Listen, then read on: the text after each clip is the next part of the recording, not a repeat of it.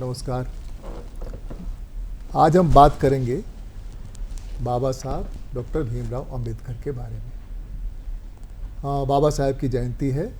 उस जयंती पर हम सबसे पहले अपना श्रद्धासुमन अर्पित करेंगे और उसके साथ हम उनके व्यक्तित्व और कृतित्व पर चर्चा करेंगे इस विशेष कार्यक्रम में।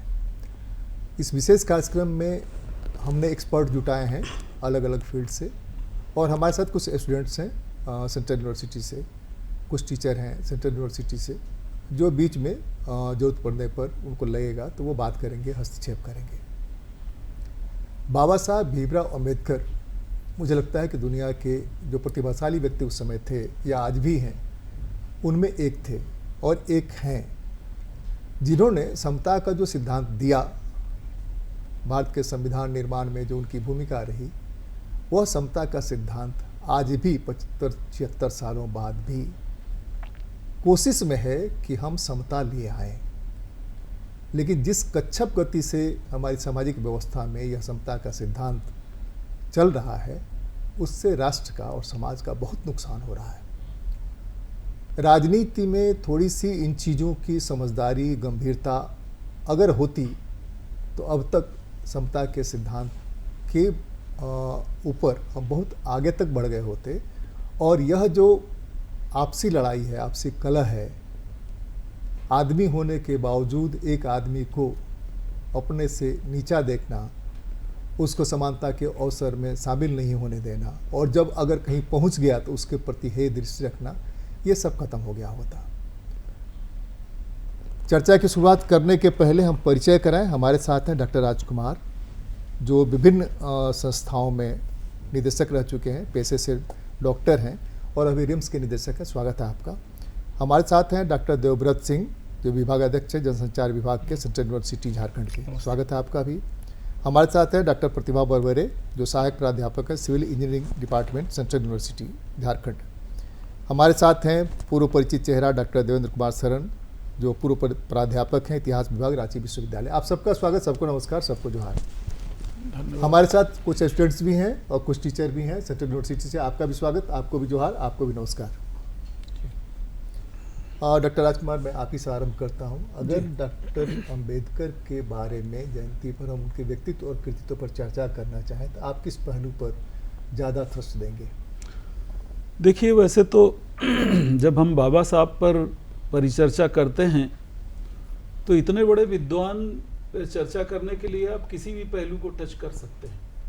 हम ये जानते हैं कि 64 सब्जेक्ट पर बाबा साहब का कमांड था, लेकिन उनकी शुरुआत जो है, और 32 डिग्रीज थी उनके पास, और करीब 2.5 लाख किताबें बाबा साहब ने पढ़ी हुई थी। जब बाबा साहब इस धरती से गए तो 55,000 किताबें उनके राजगृह में थी। तो जहां तक जब ये चुनना होता है कि किस सब्जेक्ट पर बात की जाए, तो इतना बृहद चरित्र, इतना बृहद स्ट्रेचर, उस पर चर्चा करने के लिए मुझे लगता है कि शिक्षा एक ऐसा एस्पेक्ट है जिसने बाबा साहब को दरिद्रता से, अगर हम ये शब्द इस्तेमाल करें, से इतनी ऊंचाई तक पहुंचाया कि दुनिया के विद्वानों में वो एक हो गए।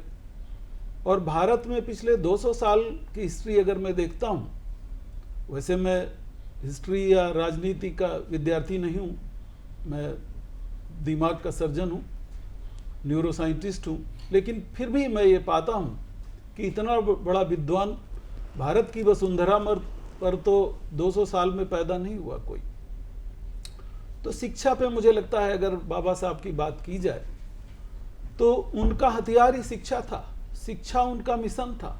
पूरी जिंदगी वो शिक्षा के प्रसारण और शिक्षा के उच्चीकरण, शिक्षा की प्रोग्रेस, शिक्षा की महत्वता, शिक्षा का इम्पोर्टेंस, शिक्षा का एप्लीकेशन, शिक्षा की हारताएं, शिक्षण संस्थाओं पर जोर, शिक्षकों पर जोर, शिक्षकों की ट्रेनिंग, इस सब पे बाबा साहब का हमेशा कुछ न कुछ कार्य चलता रहा। और वो ऐसा मानते थे कि शिक्षा केवल प्रारंभिक शिक्षा में एडमिशन लेने से शिक्षा नहीं होती है। शिक्षा अन्न की तरह है, जो रोज की दिनचर्या में जिस तरह आपके शरीर को जिंदा रखने के लिए अन्न की आवश्यकता होती है, उसी तरह आपको रोज शिक्षा की आवश्यकता होती है। ऐसा नहीं कि एक डिग्री पास कर ली आपने और आप शिक्षित हो गए। बाबा साहब ऐसा मानते हैं कि जिस तरह दुनिया में हर चीज़ अनित्य है, ये बुद्ध का सिद्धांत है कि दुनिया में हर चीज़ बदलती रहती है, उसी तरह से विचार भी बदलते रहते हैं। और जिस तरह एक पेड़ को पानी की आवश्यकता होती है, उसी तरह आपके मन को और विचारों को भी एक बहाव की ज़रूरत होती है। और वो कहाँ से आएंगे विचार आपके? वो विचार किस तरह के आएंगे? पॉजिटिव आएंगे, निगेटिव आएंगे, क्रिएटिव आएंगे, डिस्ट्रक्टिव आएंगे। वो जिस तरह के भी विचार आपके मन में उत्पन्न होते हैं, वो शिक्षा के माध्यम से ही होते हैं। तो शिक्षा का बाबा साहब के जीवन में बहुत इम्पोर्टेंस रहा। और जैसा कि हम सभी लोग जानते भी हैं कि शिक्षा के लिए वो खुद लिखते हैं कि मैं लंगोटी लगा के स्कूल जाता, मेरे पास कपड़े नहीं थे, मुझे स्कूल में बैठने नहीं दिया गया, मैं जूतों चप्पलों के बीच में बैठा, दरवाजे के बाहर बैठा, उसके बाद भी विद्यालय में प्यासा रहा। एक किताब में उन्होंने लिखा है कि नो प्यून नो वाटर। एक हफ्ते की अगर छुट्टी प्यून ने ले ली तो घड़े से पानी नहीं पी सकते थे बाबा साहब। बाबा साहब को पानी पिलाने के लिए प्यून होता था और कोई ग्लास नहीं मिलता था बाबा साहब को। वो चुल्लू लगाकर इस तरह से पानी पीते थे, ऊपर से एक आदमी पानी डालता था। तो हर शर्त पर उन्होंने शिक्षा को ग्रहण किया। और शिक्षा की महानता की अगर हम बात बाबा साहब के शब्दों में करें तो उन्होंने कहा कि जिस तरह का दंश, जिस तरह का जातिवाद, जिस तरह की प्रताड़नाएं उन्होंने झेली, अगर जब वो पावर में आए, जब संविधान लिखने के लिए उन्होंने शुरुआत की, उस बीच में जब बहस हुई तो उन्होंने ये कहा कि अगर मुझ में बदले की भावना होती तो मैं इन 5 सालों में इस देश का सत्यानाश कर सकता था। लेकिन शिक्षा ने उनको ऐसा बनाया, ऐसा महान बनाया, ऐसा उदार व्यक्तित्व बनाया, ऐसा उनमें बंधुत्वशील सदाचार भर दिया कि उन्होंने ये कहा कि सबसे पहले राष्ट्र, सबसे पहले हम लोगों ने कहा कि हम पहले हिंदू मुस्लिम, पहले हम भारतीय हैं, उसके बाद हम हिंदू मुस्लिम सिख ईसाई हैं। बाबा साहब ने कहा नहीं, हम पहले भी भारतीय हैं, दोबारा भी भारतीय हैं, हमेशा भारतीय हैं, अंततः हम भारतीय हैं। तो ये कहने का उनका जो उदारता और उनके विचारों में जो इस तरह की उत्कृष्टता आई, उनमें जो करुणा आई, उनमें जो मैत्री आई, उनमें जो मुदिता आई, उनमें जो मैग्नानिमिटी आई, वो शिक्षा की वजह से आई। तो शिक्षा एक ऐसी चीज है जो आपको मलिन जगह से उठाकर उच्च स्तर तक ले जाती है। शिक्षा आप में महानता पैदा करती है, शिक्षा आप में उत्कृष्टता पैदा करती है, शिक्षा आप में एकाग्रता पैदा करती है, शिक्षा आपको मोटिवेशन देती है, शिक्षा आपको एथिकल प्रैक्टिसेस करने के लिए प्रेरित करती है। शिक्षा ही आप परिवर्तन का आधार है। धर्म भी परिवर्तन का आधार है, लेकिन वो भी शिक्षा पर आधारित है। तो अगर हम शिक्षा के मामले में कहें तो बाबा साहब की तुलना उस जमाने में जो बड़े बड़े जैसे जॉनसन जैसे साहित्यकार थे उनसे की गई। सुधारवाद की बात की जाए तो उनकी तुलना मार्टिन लूथर से की गई। देश प्रेम की बात की जाए तो उनकी तुलना गैरिबाल्डी से की गई। जब कार्य क्षमता की बात की गई तो बर्क बिस्मार्क से उनकी तुलना की गई। जब उनके अधिबद्ध पर्सनालिटी की बात की गई तो नेपोलियन बोनापार्ट से उनकी पर्सनालिटी मैच करती थी। और जब करुणा मैत्री की बात आई तो उन्होंने ये चीजें बुद्ध से ली थी। तो हमारी धरती पर हम लोग धन्य हैं कि हमने उस वसुंधरा पर जन्म लिया है जहां पर बाबा साहब जैसे अद्भुत पर्सनालिटी ने जन्म लिया। और उनसे अगर हम कुछ नहीं सीख सकते तो आप सभी स्टूडेंट्स हैं, तो हम ये कह सकते हैं कि बाबा साहब ने जो मैसेज दिया, जब वो इंग्लैंड में थे तब उन्होंने कहा कि जो कोर्स लोग 8 वर्ष में पूरा करते हैं वो हमने 2 साल 3 महीने में पूरा किया। कैसे कि मैं 21 घंटे पढ़ सकता हूँ। आज मैं 40 वर्ष का हो गया हूँ, लेकिन आज भी मैं 18 घंटे मेहनत कर सकता हूँ, परिश्रम कर सकता हूँ, पढ़ता रह सकता हूँ। मैं आज जैसे नवयुवकों नौजवानों की तरह नहीं हूँ जो आधा घंटे पढ़ते हैं, आधा घंटे श्रम करते हैं, इसके बाद उनको आराम की आवश्यकता होती है, कभी उनको चाय पीने की आवश्यकता होती है, कभी उनको दूसरी तरह से मनोरंजन करना होता है। बाबा साहब ने कहा कि मैं 40 वर्ष का हो सकता हूँ, अभी भी 18 वर्ष काम कर 18 घंटे में कार्य कर सकता हूँ, और मुझे इस तरह की किसी भी मनोरंजन की आवश्यकता नहीं है। ऐसा उन्होंने क्यों कहा, ये सोचने का विषय। ऐसा उन्होंने इसलिए कहा कि शिक्षा और अध्ययन ही उनका मनोरंजन था। और धीरे धीरे अगर विश्व में और भारत में खास तौर से, और आप स्टूडेंट्स हैं इसलिए मैं उनके माध्यम से कहना चाहता हूं कि अगर शिक्षा को अगर आप शस्त्र बना लेते हैं, और शिक्षा के बारे में उन्होंने बहुत कुछ कहा, आगे और भी चर्चा बढ़ेगी, आगे हम लोग बात करेंगे। तो उस पे ये बात डॉक्टर करेंगे। राजकुमार ने जो ध्यान दिलाया, विद्या ददाति विनयम, विद्या जो आता है, जब वो बदले की भावना कहते हैं कि अगर बदले की भावना होती तो मैं क्या करता। डॉक्टर देवव्रत आप उसी फील्ड में हैं, आप सब लगभग उसी फील्ड में हैं, तो आप अगर उनके व्यक्तित्व और कृतित्व पर चर्चा करना चाहें तो हमको जो लगता है कि आज़ादी के बाद तो क्वालिटी टीचिंग की बात हुई, गुणवत्तापूर्ण शिक्षा की बात हुई, लेकिन आज़ादी के दशक जैसे जैसे बीतते गए वैसे सबसे ज़्यादा अगर कहीं गिरावट आई तो मुझे लगता है कि वो एजुकेशन में आई, शिक्षा में ही आई है। शिक्षक नहीं है, स्कूल खुले हुए हैं, शिक्षक नहीं है, कॉलेज खुले हुए हैं, स्कूल टीचर नहीं है और यूनिवर्सिटी चल रही है, तो क्या पढ़ेंगे, क्या पढ़ाएंगे? और जो पढ़ेंगे पढ़ाएंगे सिर्फ पाठ्यक्रम अगर आप पढ़ा देते हैं, पास कर जाते हैं, पढ़ करके समाज का, राष्ट्र का क्या भला करेंगे? तो अगर हम कंपेयर करें बाबा साहब से तो आपकी क्या राय होगी? देखिए, आज़ादी के बाद विश्वविद्यालय भी खुले, स्कूल भी खुले और धीरे धीरे हमारी जो साक्षरता दर है वो भी बढ़ी। लेकिन सवाल ये है कि जो नई पीढ़ी, क्योंकि पिछले 75-76 सालों में 3 पीढ़ियां जो हैं आज़ादी के बाद पैदा हुई हैं, और उनकी जो मानसिक जो समझ है वो क्या है, वो बाबा साहेब को किस तरीके से लेते हैं, देश में समता और बराबरी की बातों को लेके उनकी धारा क्या है। तो मैं इस बात को स्वीकार करता हूं कि हमारे स्कूलों में और विश्वविद्यालयों में आज भी उस तरीके का माहौल नहीं बन पाया जैसा सपना हमारे आज़ादी के जो क्रांतिकारी लोगों ने देखा था कि हम एक समता मूलक समाज की जो है संरचना करेंगे, और उसमें कहीं ना कहीं शिक्षा विफल हुई है। क्योंकि 75 साल बाद भी जो डॉक्टर देवव्रत, मैं कह रहा हूँ कि मैं आपको ग्रेजुएट बना देता हूँ, पीएचडी की डिग्री देता हूँ, डिलीट भी देता हूँ, और आपको पढ़ाता नहीं हूँ, आप पढ़ते नहीं हैं, तो डिलीट की डिग्री लेके करेंगे क्या? और उसका क्या फ़ायदा, समाज का फ़ायदा क्या होगा, राष्ट्र का फ़ायदा? उससे अगर आपको नौकरी भी मिल गई प्रोफेसरी की तो आप क्या कर लेंगे वहाँ जाकर के वेतन उठाने के अलावा? ये जो चीज़ है, यह नेशन में जो हमारे बैठे हुए पॉलिटिशियंस बैठे हुए हैं, जिनको ये सारा कुछ तय करना है, उनकी जिम्मेवारी तो बनती है ना। उसका कारण ये है ना कि हम केवल डिग्री केंद्रित शिक्षा की बात कर रहे हैं।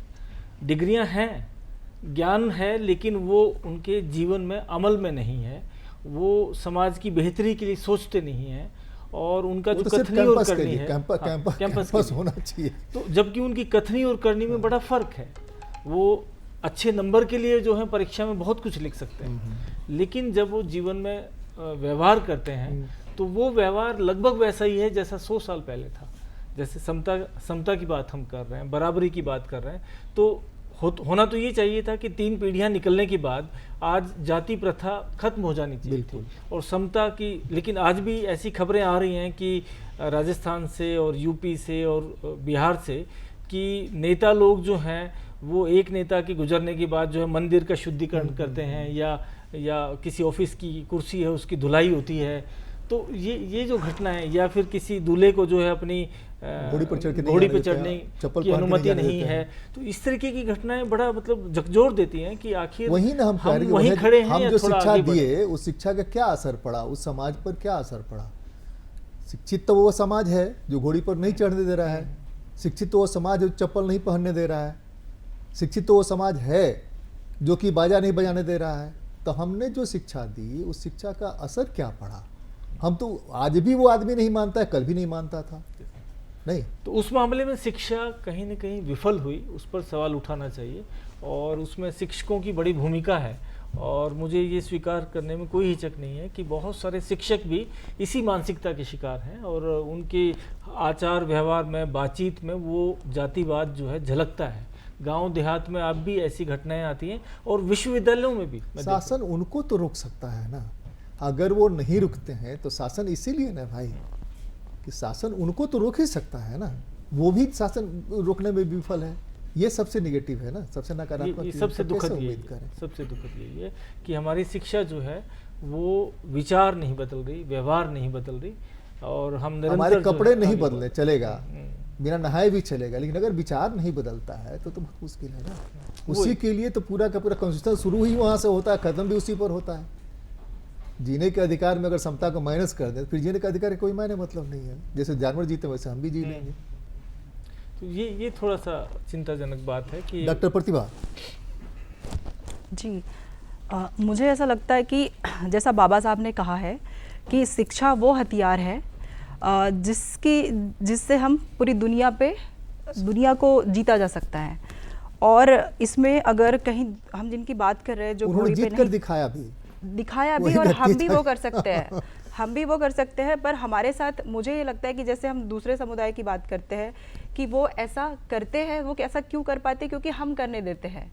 वो इसलिए है कहीं ना कहीं कि हम शायद जैसा बाबा साहब का सबसे बड़ा संदेश हमारे पूरे समाज को है कि हम शिक्षा पाए, शिक्षा पढ़ाई करें। वो जितनी मेहनत करते थे हम उतनी मेहनत करें, उतनी नहीं तो कम से कम उसका 50% करें। नहीं, डॉक्टर राजकुमार की एक बात हम जोड़ना चाहते हैं, बहुत जरूरी लग रहा है। इन्होंने कहा कि तमाम विपरीत परिस्थितियों के बावजूद मैंने पढ़ाई की। जी और पढ़ाई करके अपना स्थान बनाया। विपरीत परिस्थितियां तो हमको एस्केप करने के लिए हम एस्केप कर सकते हैं। जी परिस्थितियां हमारे तो हमको भी वही कि कठिनाइयां हमने तो नहीं देखी होगी उनके बराबर कठिनाइयां। उनका बचपन बहुत कठिनाइयों से बीता है, पूरा जीवन उनका संघर्ष पूर्ण रहा है और उसके बावजूद भी उन्होंने इतना किया। अगर शायद वो नहीं होते तो हम यहाँ बात भी नहीं कर रहे होते उनके बारे में और किसी विषय पे बात नहीं कर पाते। तो सबसे बड़ी सर जागरूकता फैलाने की ज़रूरत है हमारे पूरे समाज में कि हमको उनको पढ़ना चाहिए। पहले तो उनके संघर्षों को पढ़ना चाहिए, उनके बारे में पढ़ना चाहिए। उनसे हमें बहुत हिम्मत मिलेगी आगे बढ़ने के लिए और एक मेहनत करने के लिए, संघर्ष करने के लिए। और जो छोटी मोटी समस्याएं आती हैं उनको हम बहुत आसानी से नज़रअंदाज करके आगे बढ़ सकते हैं और पढ़ सकते हैं। पर एक्चुअली में शिक्षा ही वो शस्त्र है जिससे हम सब कुछ पा सकते हैं। और हम सामने वालों को भी, जैसे अब छोटी मोटी जो समस्या आती है उसको भी हम आर्गुमेंट, प्रॉपर डिस्कशन के साथ उनको चुप कराया जा सकता है। तो शिक्षा बहुत ज़्यादा महत्वपूर्ण है।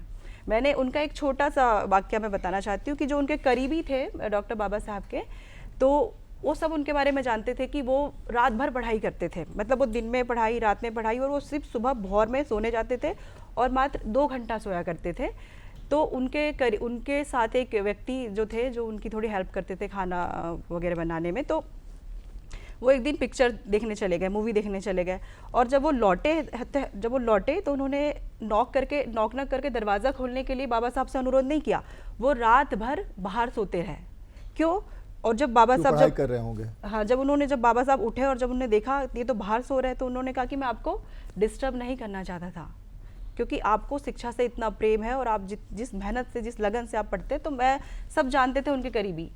तो हम उनसे सीख सकते हैं और हमें वो बहुत बड़ी प्रेरणा है हमारे लिए। मुझे नहीं लगता कि, मतलब हमको प्राउडली कहना चाहिए कि हम अंबेडकर की विचारधारा को मानते हैं और अंबेडकर को मानते हैं। बिकॉज अंबेडकर एक, मुझे रिसेंटली बराक ओबामा जी ने कहा था कि अगर अंबेडकर हमारे धरती पे जन्म लिए होते और अगर मेरा बस चलता तो मैं सूर्य का नाम बदल के अंबेडकर रख देता।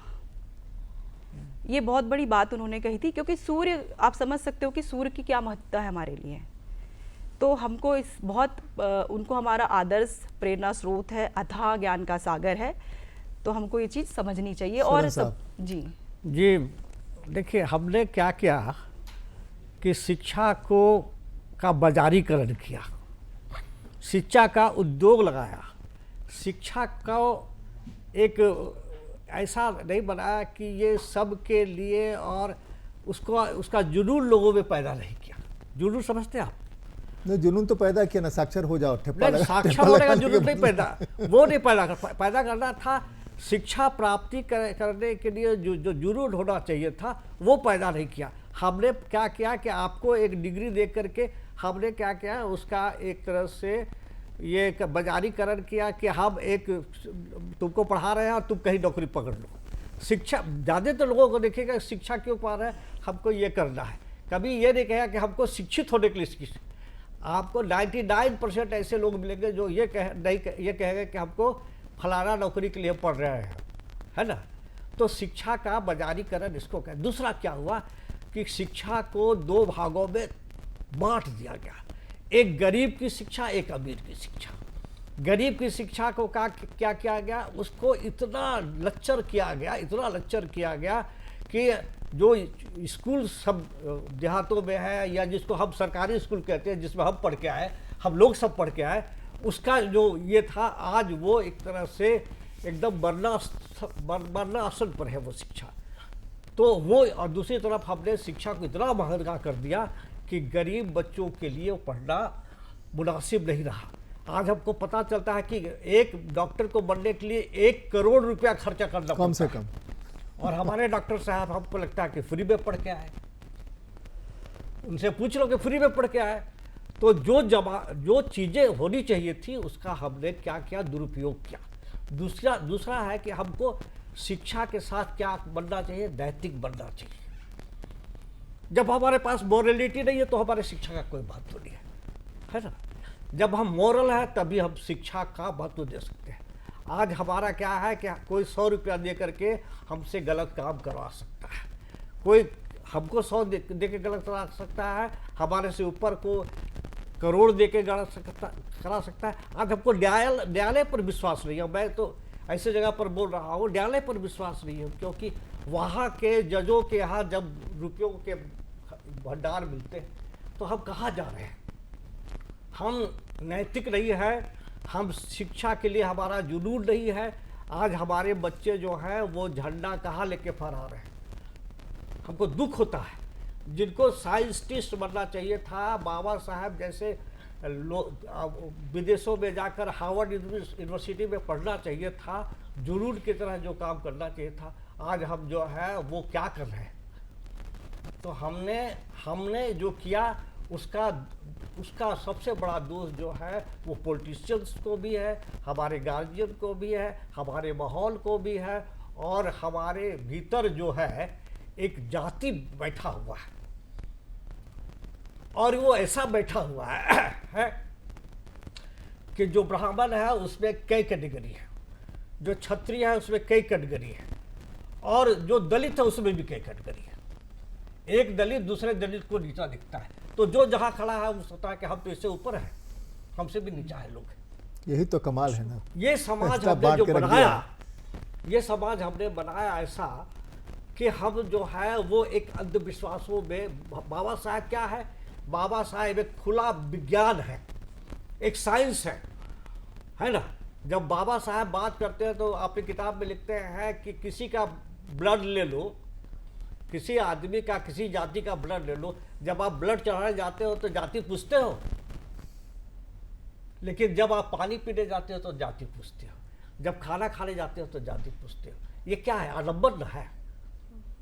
तो इस आडंबर से हम नहीं निकले, ईमानदारी से कहते हैं हम नहीं निकले। हमको दुख होता है कि हम नहीं निकले हैं, उसमें हम भी दोषी हैं। हम भी दोषी हैं कि हमने वो स्थिति पैदा करने में अपने आप को सक्षम नहीं बनाया, जिससे कि तमाम लोग जो समझे कि हम भारतीय हैं। कभी आप हमारे जिस समाज में हम रहते हैं उससे पूछ के देखिए आप क्या हो, तो कोई भारतीय नहीं कहता है। जैसे डॉक्टर साहब ने कहा ना कि बाबा साहब कहते थे कि मैं भारतीय हूँ, भारतीय हूँ, भारतीय हूँ। आज कोई अपने को भारतीय नहीं कहता है। तो हमने विकास तो किया है, लेकिन वो दिखावा है। हमारा विकास जो है वो नैतिक नहीं है, हमारा विकास जो है वो जुनूनी नहीं है। हमारा विकास जो है वो जैसे कहते थे स्वामी विवेकानंद की, जब तक विकास का एक एक चीज़ जो है वो अंतिम व्यक्ति तक नहीं पहुंचता है, तब तक वो विकास का कोई मतलब नहीं है। हम विश्व गुरु बन सकते हैं, लेकिन हमारे यहाँ जब 80 करोड़ लोगों का खाना हम दे रहे हैं तो कैसे हम विश्व गुरु बनेंगे। तो इसलिए शिक्षा हमारा जो है वो स्तरीय शिक्षा है। उसमें है कि हम अक्षर ज्ञान पढ़ पा रहे हैं। हम उस तोता की तरह है जिसमें कहता है कि शिकारी आएगा, जाल बिछाएगा, दाना डालेगा, मगर उसमें फंसना नहीं। लेकिन ये हम रटे हुए हैं, जैसे ही जाल बिछता है हम उसमें फंस सकते हैं। शिक्षा रटना नहीं है, शिक्षा को ग्रहण करना है, वो अपने में उतारना है, और वो नैतिक स्तर पर अपने को इतना मजबूत बनाना है कि बड़े से बड़े लालच से अपने को डिगना नहीं है। ये भारतीयता का ये मिसाल हो सकता था, किंतु दुर्भाग्य है कि 75 साल में हमने शिक्षा को रोजगार बनाया, व्यापार बनाया, उसका बाजारीकरण किया, लेकिन शिक्षा को जनहित में नहीं बनाया। आप थोड़ा बच्चों से बात कर लेते हैं। हाथ ताई दीजिए यहाँ।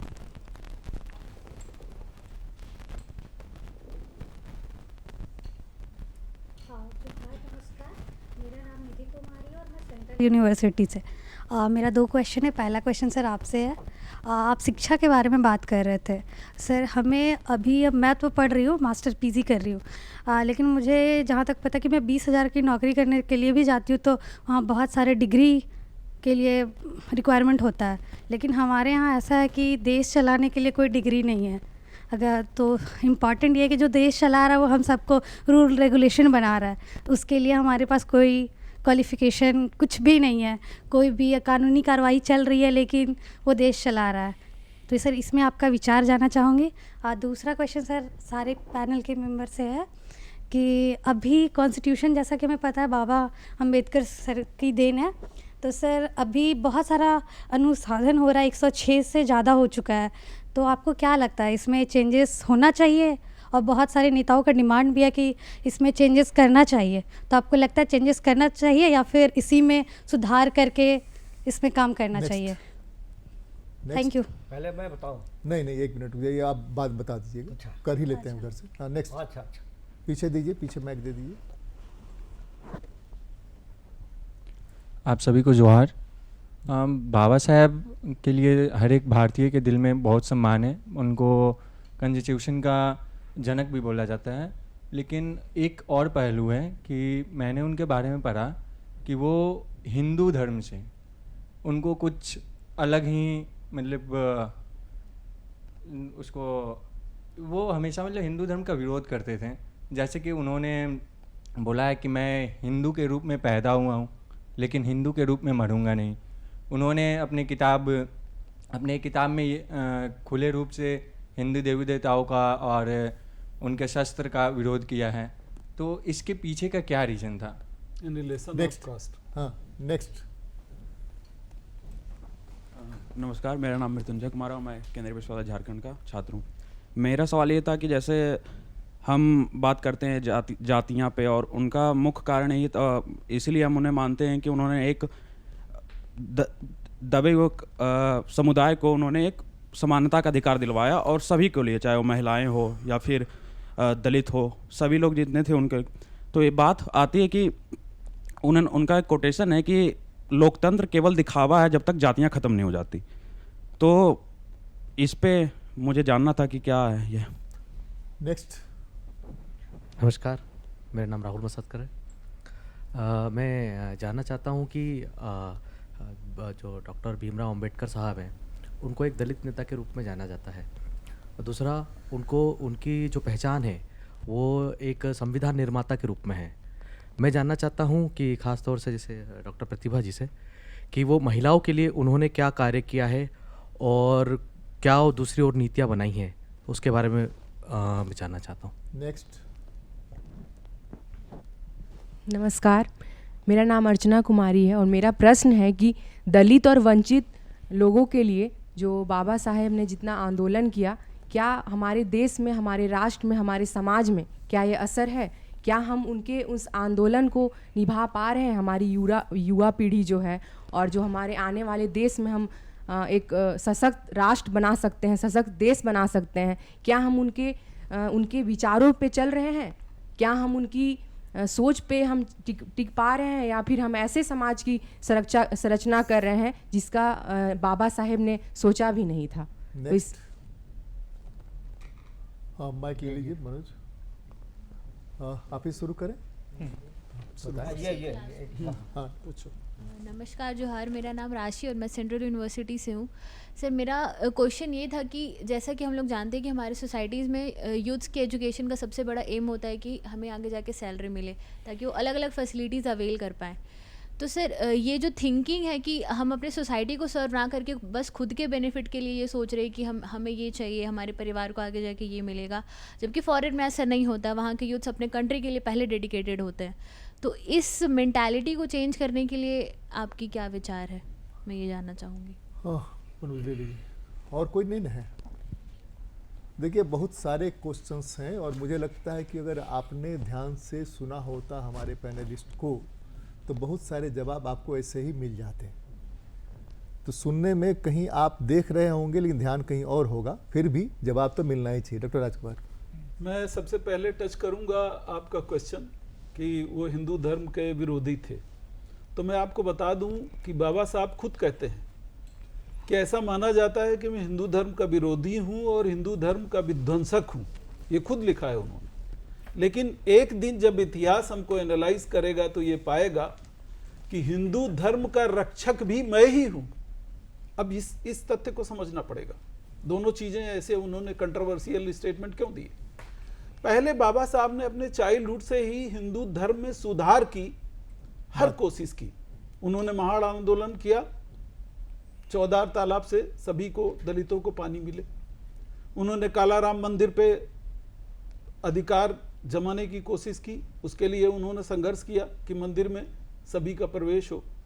जब वो बार बार प्रयत्न करने के बाद थक गए, इसी तरह के तमाम सुधार करते रहे कि जो 6743 जातियां इस देश में जो हिंदू, अब चूंकि आपने हिंदू पे सवाल पूछा है इसलिए हिंदू पे ही मैं फोकस करूंगा। तो 6743 जो जातियां इस देश में हैं उनको इकट्ठा किए बिना, और आपका भी सवाल इसी से संबंधित है, बाबा साहब ये मानते थे कि जब तक सामाजिक एकता नहीं होगी तब तक इस देश का प्रजातंत्र कभी भी मजबूत नहीं हो सकता और अखंड नहीं हो सकता। तो बाबा साहब इतने बड़े राष्ट्रवादी थे कि वो ये अच्छे से जानते थे कि जब तक, और यही फर्क था गांधी जी और बाबा साहब के सुधार में। जब गांधी जी 1930 में जब वो स्वतंत्रता आंदोलन के लिए संघर्ष कर रहे थे तो बाबा साहब सामाजिक सामंतवाद के खिलाफ लड़ रहे थे। वो सामाजिक सुधार की बातें कर रहे थे, वो घरेलू सामंतवाद के खिलाफ संघर्ष कर रहे थे। और इसीलिए चूंकि वो ये जानते थे कि जब तक इस देश में एकता नहीं हुई, जब तक सामाजिक एकता नहीं हुई, तब तक इस देश को अखंड राष्ट्र बनाना, क्योंकि राज्य 562 रियासतें थी हमारे देश में आजादी के टाइम में, तो आपको पता होगा। और वो जानते थे कि इस देश की 2000 साल की गुलामी क्यों रही, क्योंकि समाज खंड खंड था। और उस खंड खंड समाज को एक बनाने के लिए बाबा साहब सामाजिक एकता चाहते थे। इसीलिए हिंदू धर्म में वो कहते हैं कि धर्म परिवर्तन का आधार है, धर्म ताकत देता है, धर्म सिंपैथी देता है, धर्म संस्कार सिखाता है, लेकिन धर्म में जो रूढ़िवाद है उसके मैं सख्त खिलाफ हूं। और इसीलिए बाबा साहब जब सुधार नहीं कर पाए, वो लंबी वार्ता हो जाएगी चूंकि ब्रीफ और भी पैनलिस्ट हैं, मैं आपको 2 घंटे इसी पे बोलते रह सकता हूं, लेकिन वो नहीं, मैं ये बताना चाहता हूं कि जब वो हार गए, सुधारवाद नहीं हुआ, तो उन्होंने 1935 में ये कहा जो तुमने बताया कि मैं पैदा हिंदू धर्म में हुआ हूं, ये मेरे बस में नहीं था, लेकिन मैं मरूंगा नहीं हिंदू, ये मेरे बस में। लेकिन इसके बाद की कहानी सुनिए। इसके बाद भी उनको इस्लामिस्ट ने अप्रोच किया, निजाम हैदराबाद ने अप्रोच किया, 4 करोड़ का चेक दे रहे थे निजाम हैदराबाद उस समय, ब्लैंक चेक दिया था कि जितना चाहे भर लीजिए। सभी सिख धर्म ने उनको अप्रोच किया। हर धर्म की बाबा साहब को इतनी पैणी स्टडी थी कि अल्टीमेटली वो बुद्ध की शरण में गए। क्यों? क्योंकि वो कहते थे कि मैं राष्ट्रीय तत्वों से, देश के सामाजिक तत्व जो हैं, हमारे जो संस्कार हैं, जो राष्ट्र का संस्कार है, उससे अलग धर्म में अडॉप्ट नहीं करना चाहता।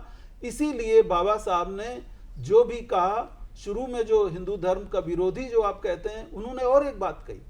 उन्होंने कहा कि जो राजनीतिक इरेगुलरिटीज हैं उनको खारिज करना और जो सामाजिक इरेगुलरिटीज हैं उनको खारिज करना, इसमें वह व्यक्ति जो सामाजिक इरेगुलरिटी के अगेंस्ट संघर्ष करता है वो कहीं ज्यादा योद्धा है बजाय उसके जो राजनीतिक इरेगुलरिटीज को करेक्शन के लिए संघर्ष करता है।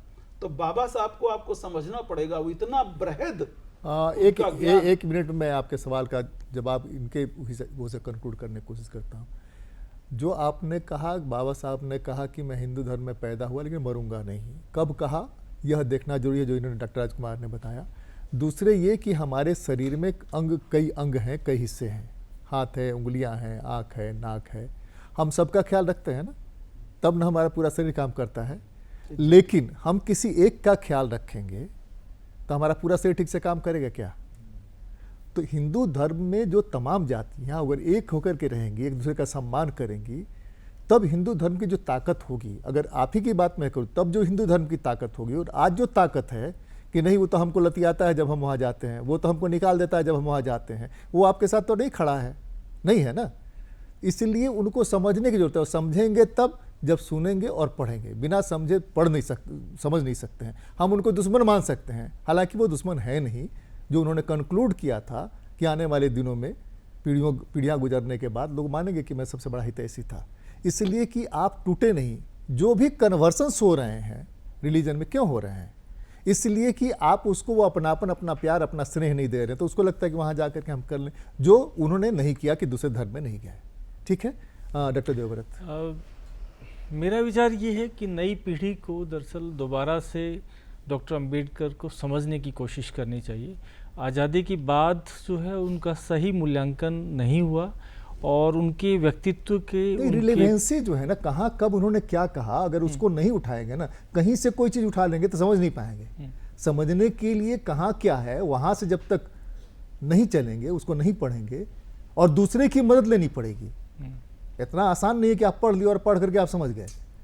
अब जैसे बहुत कम लोग जानते हैं कि उनका अर्थशास्त्र में भी बहुत काम था। बहुत कम लोग जानते हैं कि वो पहली सरकार के न्याय मंत्री थे, और उन्होंने जो है कानून में बहुत बड़ा योगदान किया। जैसे महिलाओं के जो अधिकार थे, उत्तराधिकार का जो अधिकार है, वो संविधान सभा में डिस्कशन में डॉक्टर अंबेडकर का बहुत बड़ा योगदान है। अब राजनेताओं ने क्या किया कि उनको केवल दलित नेता और संविधान निर्माता बना के, और उनकी मूर्तियां बहुत सारी स्थापित करके, और हर साल एक बार माल्यार्पण करके उनकी जयंती मना के, और उनको वहीं तक सीमित कर दिया। तो उनका जो विचार पक्ष है, डॉक्टर अंबेडकर का जो विचार पक्ष है, उनकी जो सामाजिक क्रांति की जो अवधारणा है, उस पर आज़ादी के बाद काम नहीं हुआ। उनको एक मूर्ति बनाकर उन पर माल्यार्पण तक सीमित कर दिया गया, तो उससे नुकसान हुआ। अब जैसे नई पीढ़ी में कितने लोगों ने, पिछली पीढ़ी ने भी कितने लोगों ने उनकी लिखी हुई जो किताबें हैं, वो किताबें पढ़ी हैं। हम सब डॉक्टर अंबेडकर का नाम जानते हैं, लेकिन हम में से कितने लोगों ने उनकी किताबें पढ़ी हैं? तो उससे पता चलता है कि हमने उस विचार को तो किनारे कर दिया, लेकिन एक उस नाम को बस स्थापित कर दिया, तो उससे बड़ा नुकसान होता है। और मुझे लगता है अब ये सही समय है कि हमें दोबारा से डॉक्टर अंबेडकर का सही मूल्यांकन करना चाहिए, और उनसे आज के जीवन में सीख लेनी चाहिए। हाँ डॉक्टर प्रतिभा?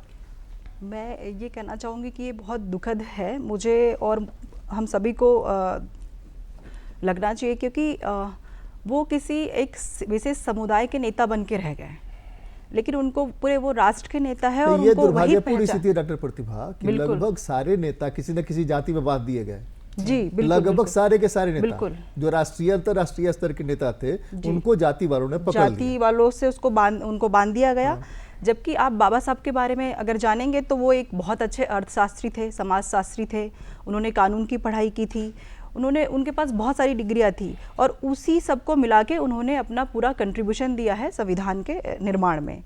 और उन्होंने हमारे राष्ट्र की महिलाओं के लिए वो पूज्यनीय होना चाहिए था, क्योंकि उन्होंने महिलाओं के लिए और बच्चों के लिए, किसानों के लिए, मजदूरों के लिए बहुत काम किया है। मात्र वो सिर्फ एक दलित नेता के नाम से उभरे, और उनको इसी नाम से जाना जाता है। और मुझे लगता है बहुत सारे लोगों को उनका नाम लेने में भी हिचक होती है, क्योंकि वो कुछ लोग ऐसे भी हैं जो वो चाहते हैं कि अगर हम अंबेडकर का नाम लेंगे तो शायद हम एक समुदाय से जुड़ जाएंगे, हमें सिर्फ उस समुदाय का माना जाएगा।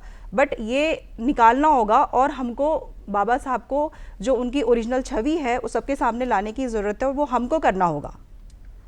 मुझे लगता आप लोग, युवा पीढ़ी का इसमें महत्वपूर्ण योगदान है। उनको पढ़ना चाहिए, और उनके बारे में जो सही जानकारियां हैं वो सामने लाना चाहिए।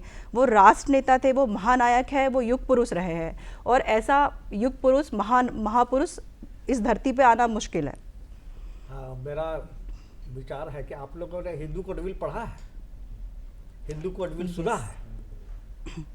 हिंदू कोडविल जो है वो महिलाओं को संपत्ति पर अधिकार दिलाने के लिए, और तभी जो है वो तलाक की प्रथा हिंदुओं में नहीं थी, उसके लिए उन्होंने लड़ाई लड़ी। 1951 में उन्होंने रिजाइन कर दिया था मिनिस्ट्री से। इसलिए हिंदू कोडविल को अगर पढ़िए तो लगेगा कि उनको भारत की आधी आबादी के प्रति कितना संवेदना थी। दूसरी बात आपने कहा कि आज आपको देना पड़ा ना, आज संपत्ति में अधिकार देना देना पड़ा, पड़ा, धीरे धीरे करके लोगों ने वही है। दिया। पार्ट पार्ट में लाया गया हिंदू कोड वहीं बिल से को। आकर के फिर वो कई भागों 1956 के बाद से वो धीरे धीरे दिया गया। आज बेटियां जो है वो बाप के संपत्ति पर हक जमा सकती है। दूसरी बात आपने कहा कि वो नेता जो है वो अनपढ़ है, चुनता कौन है? हम चुनते हैं। कैसे चुनते हैं? जात देख के चुनते हैं और नोट देख के चुनते हैं, नोट लेके चुनते हैं। हमने देखा है, हम एक बार हम पिक्चर देखने जाते थे कैमरा साहब में, तो एक आदमी आया मेरे पास, कहा कि सर एक बात बताइएगा हमको। कहा क्या? सर मैंने 2 मर्डर किया है, क्या मैं नेता बन सकता हूँ? ये हमसे क्यों पूछ रहे? उससे बढ़िया गुण तो हो ही नहीं सकता है। कहा कि आप विजय सिंह को जानते हैं? कब का? हाँ जानते हैं। उस पर तो मर्डर के बहुत सारे चार्ज हैं, कई मर्डर तो उसने किए हैं। तो फलाना नेता इतना मर्डर कर सकता है, तो आप बताइए।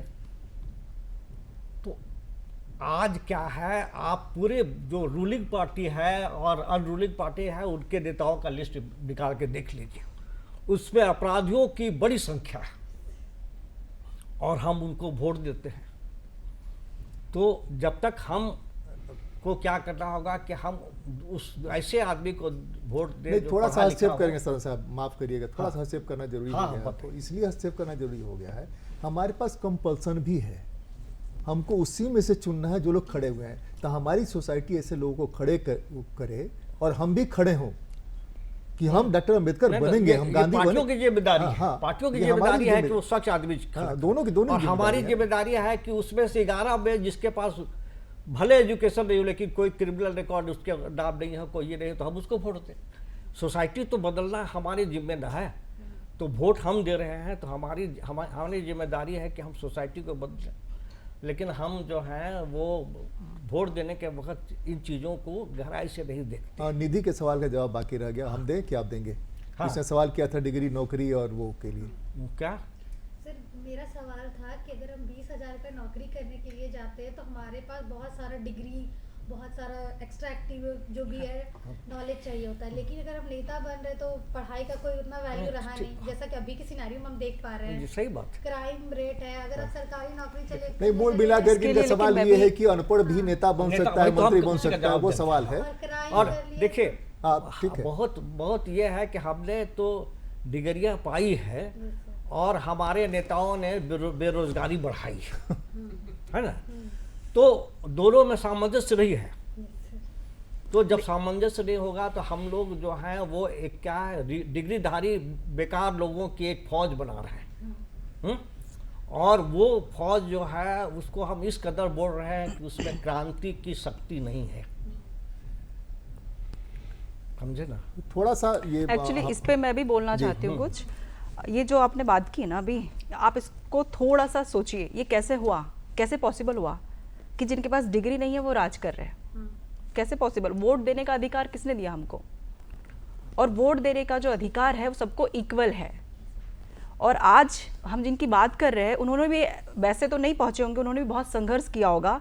जो भी छवि आ रही है वो एक अलग चीज़ है, लेकिन जो भी जहाँ तक पहुंचे हैं उन्होंने अपने अपने क्षेत्र में बहुत संघर्ष किया होगा। और डिग्री नहीं भी हो लेकिन किसी चीज़ का तो नॉलेज होगा जिसकी वजह से वो वहाँ पर पहुँचे हुए हैं। तो ये भी बाबा साहब की देन है, थोड़ा बहुत बड़ा योगदान है बाबा साहब का। हम आपकी बात में देखो, एक चीज़ है ना, विजन किसी की बपौती नहीं है, किसी डिग्री की बपौती नहीं है। और तुम्हारे बाबा दादा परदादा जो अनपढ़ होंगे लेकिन उनका एक विज़न था, लेकिन हमारे पास पढ़ लिख के भी विज़न नहीं है, ठीक है ना। तो अनपढ़ में भी विज़न हो सकता है, इसलिए डिग्री वहाँ कंपलसरी नहीं की गई कि आपके पास ये डिग्री होनी चाहिए।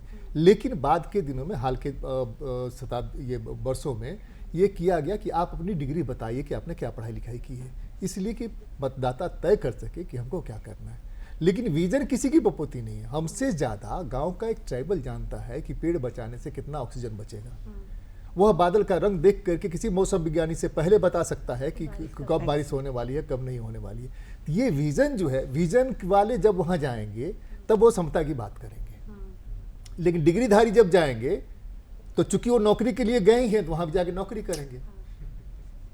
इसका नौकर अपना दिमाग थोड़े खर्च करता है, बहुत कम नौकर है जो अपना दिमाग खर्च करता है। हमको तो जो कहा जाए नौकरी में ना करी नहीं होता है।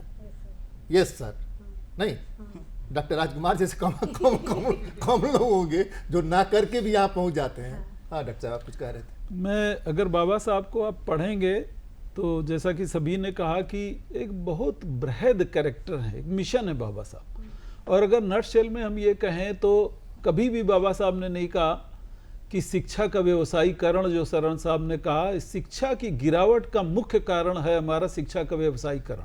अब हम डिग्री बेच रहे हैं, ये हमको समझना पड़ेगा। और मैं बड़े अफसोस के साथ कहता हूं कि मेडिकल में पैसे वाले लोग डिग्री ऐसे खरीद रहे हैं, और जिन्होंने अभी तो 3-3, 4-4 करोड़ की स्पेशलिटी की डिग्री बिक रही है। अब वो डॉक्टर जब निकलेगा तो आप क्या समझते हैं, आपकी जान की परवाह करेगा या वो पैसा वसूली करेगा? तो शिक्षा का व्यवसायीकरण तुरंत बंद होना चाहिए, पॉलिटिक्स का अपराधीकरण तुरंत बंद होना चाहिए, समाज में समरसता के लिए प्रयास किए जाने चाहिए।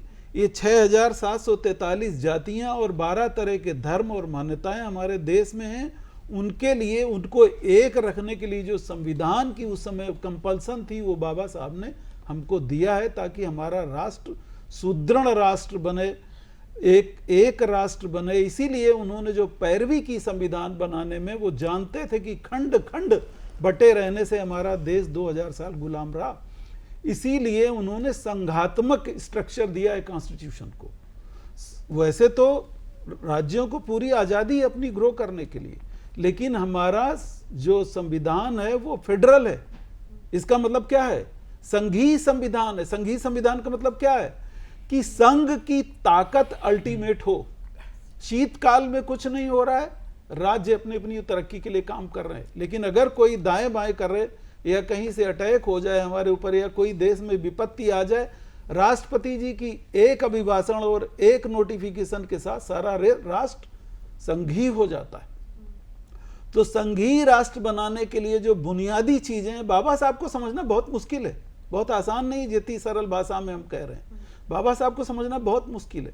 उनका जो प्रजातंत्र था वो व्यक्ति से शुरू होके, समाज से शुरू होके, लोगों से शुरू होके, फ्रीडम से शुरू होके, बंधुत्व से शुरू होके, समता से शुरू होके, शील साधना तक जाता है, और तब राष्ट्रीय एकता बनती है, तब सुदृढ़ राष्ट्र बनता है, तब जो है हमारी डेमोक्रेसी स्ट्रांग होती है। तो बाबा साहब को समझने के लिए आप सभी, मेरी अगर बस चले तो मैं तो इसेंशियल कर दूं कि 1 घंटे की एजुकेशन ग्रेजुएशन लेवल पर बाबा साहब को समझने के लिए दी जाए।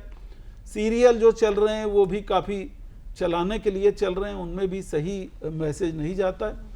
लेकिन मैं अपने बच्चों को कहता हूँ और सभी बच्चों को कहता हूँ कि अगर ज़िंदगी में उनको कुछ करना है तो बाबा साहब को महीने में 1 घंटे 2 घंटे टाइम निकाल कर पढ़ें, और वो समझने की कोशिश करें कि वो कहना क्या चाहते थे, केवल शब्द पढ़ लेने से नहीं। जैसे आपके सभी सवाल हैं, उनमें हम 1-1 घंटे सभी के सवाल को टच कर सकते हैं। थोड़ा हमको स्टडी है उसमें, हमारा इंटरेस्ट थोड़ा आपका सवाल आया, जवाब आया कि नहीं आपका? आपने क्या पूछा था, फिर से पूछ लीजिए। सर कि हमारे यूथ का जो विजन होता है एजुकेशन को लेके, वो बस सैलरी पाना होता है और अपने फैसिलिटीज को अवेल करना होता है कि हम कमाएंगे तो हम ये चीज़ लेंगे। सोसाइटी और कंट्री के कंट्रीब्यूशन के बारे में यूथ नहीं सोचते। इन्होंने बताया लेकिन आपने फिर ग्रहण नहीं किया। फिर मैं रिपीट करें, फिर आप बता फिर बताएं। डॉक्टर देवव्रत आप बताएं, हम कंक्लूड कर रहे हैं, हमारे समय नहीं है।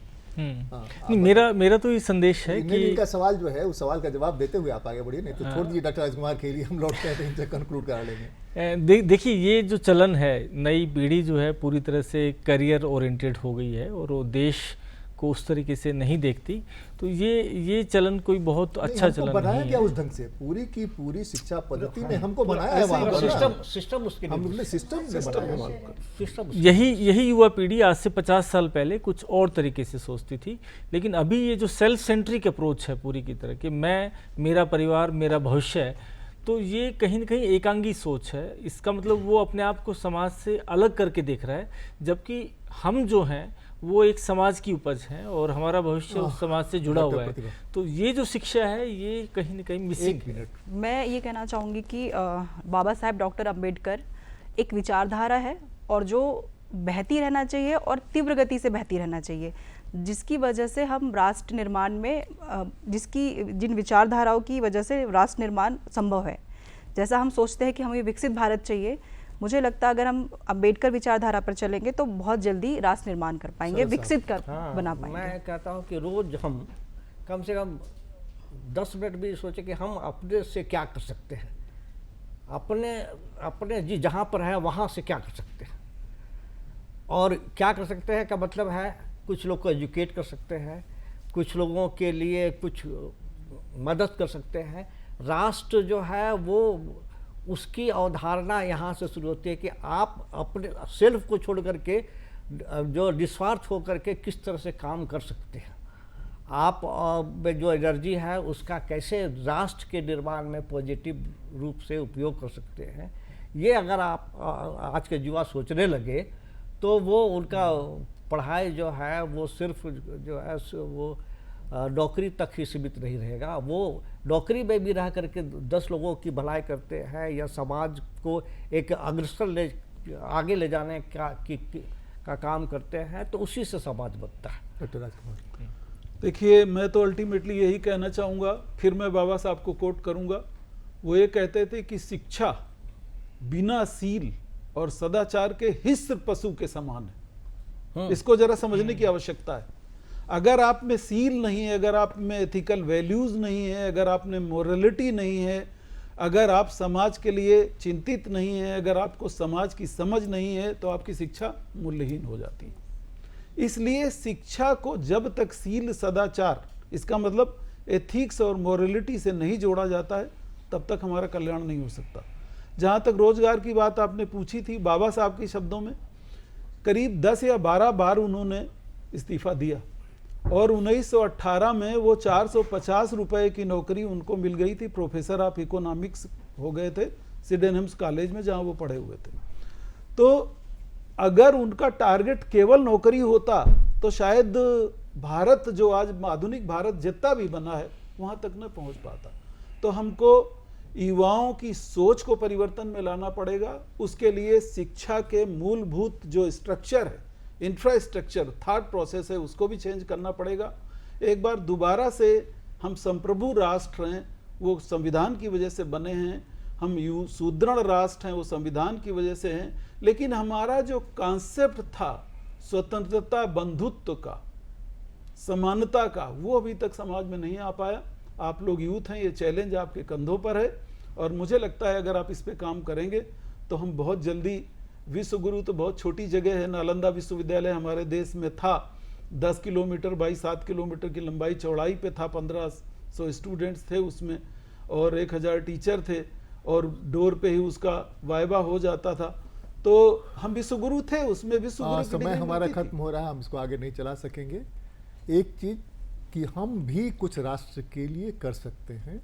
हम हमारे जानकारी में जो पास में दुखी व्यक्ति है, क्या हम उसकी कुछ सहायता कर सकते हैं, इतना भर से सोचना शुरू करें और डॉक्टर अंबेडकर को पढ़ना शुरू करें। हमको लगता है कि बात बनने लगेगी।